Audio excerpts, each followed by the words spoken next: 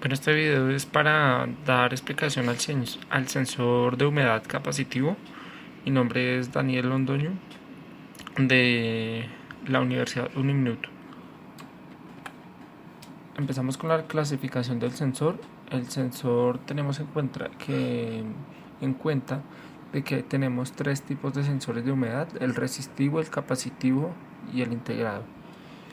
De este sensor de humedad que vamos a estudiar, encontramos que se encuentra en el funcionamiento como un elemento pasivo. De su señal, la mayoría son digitales, aunque encontramos algunos sensores con salidas analógicas. Y la medida que nos entrega es de proporción, es decir, que a medida que va sensando nos va entregando una medida que se encuentra en el momento. El funcionamiento: los detectores capacitivos están construidos en base a un oscilador RC. Debido a la influencia del objetivo, el punto exacto de esta función puede regularse mediante un potenciómetro, el cual controla la realimentación del oscilador. El objetivo conductor cerca de la cara activa del detector actúa como un condensador. El cambio de la capacitancia es significativa durante una larga distancia, por lo que aproxima a un objeto no conductor. Solamente se conduce un cambio pequeño en la constante dieléctrica. En el incremento en su capacitancia es muy pequeño comparado con los materiales conductores. Tipos de sensores de humedad capacitiva tenemos varios, y las posibles aplicaciones que le podemos dar son muchas. Por lo general se utilizan más que todo en la parte del agro, en donde se sensa la humedad que hay en la tierra para dar o activar el regado del campo o del agro que se esté utilizando en el momento. También se utilizan en pozos y para, digamos, el clima en ambientes cerrados también es muy utilizado. Encontramos, por ejemplo, este que es W220.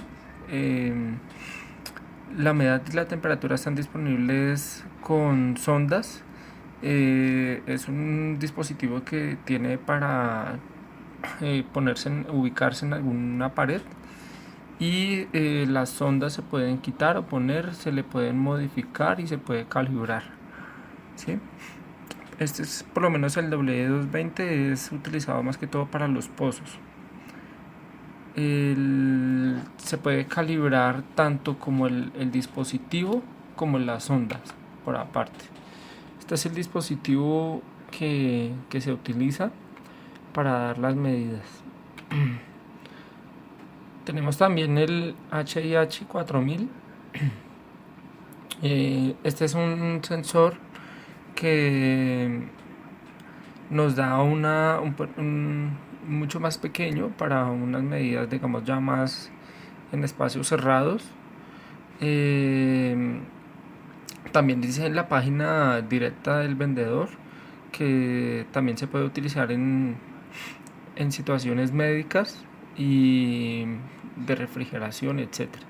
El consumo es bastante pequeño y es muy práctico para utilizar.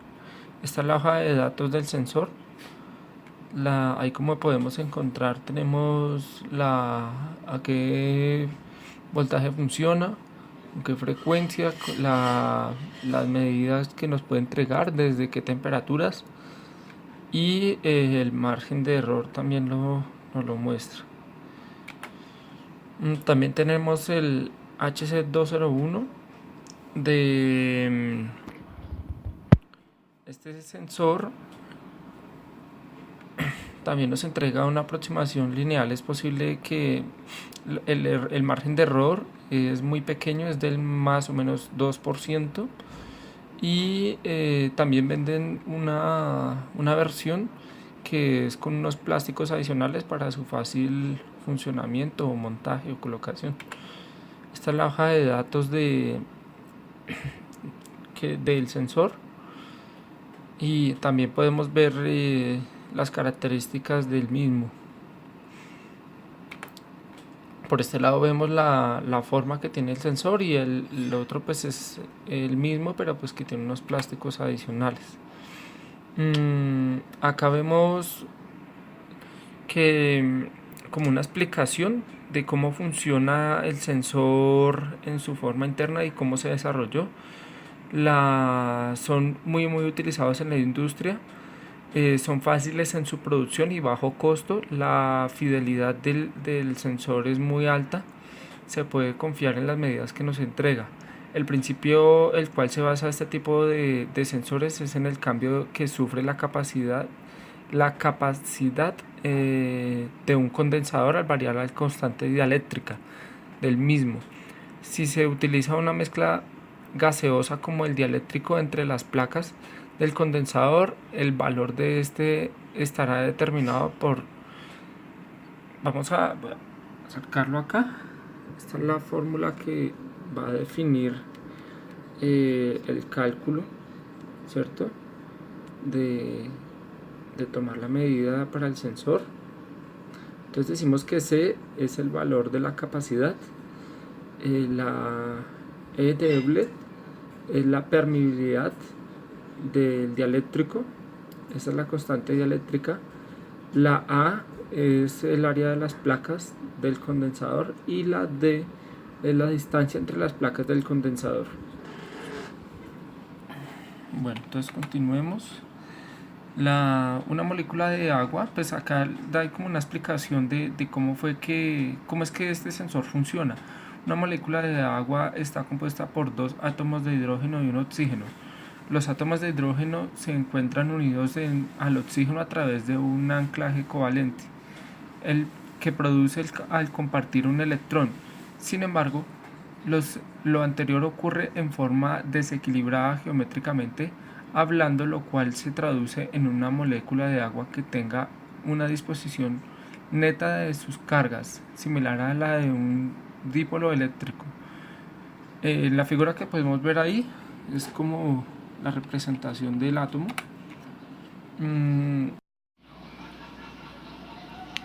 Concepto: dado la naturaleza polar del agua, en presencia de un campo eléctrico se produce la alineación de las moléculas, siendo que esta la causa porque el agua presenta una constante dieléctrica de 80 mayor que la del aire, que es de 1.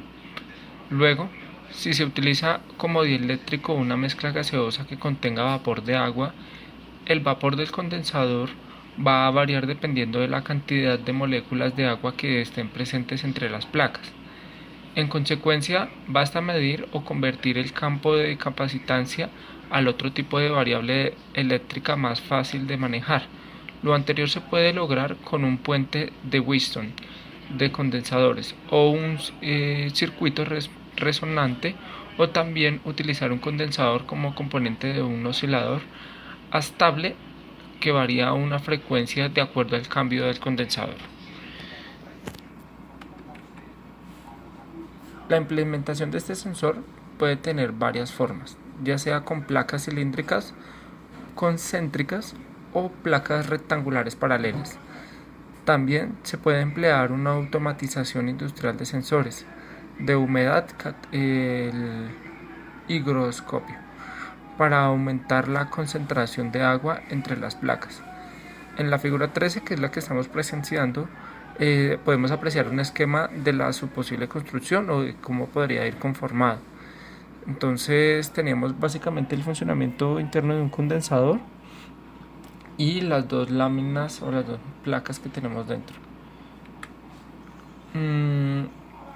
Se utiliza como una de las placas de un alambre conductor, mientras la otra es la malla fina de oro que permite el paso del gas, pero retiene las impurezas. Como dieléctrico se utiliza un material higroscópico poroso cerámico que rodea el alambre, el cual absorbe el agua de la muestra, aumentando aún más la constante dieléctrica del condensador.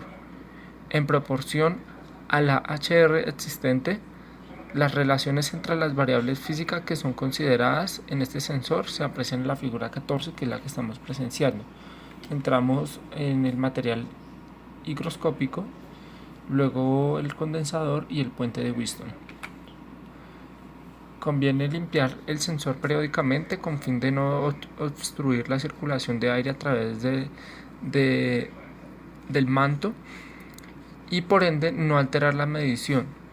Son robustos y tienen excelente precisión, además de operar en rangos de temperaturas desde 80 grados centígrados a 60 grados centígrados. Gracias.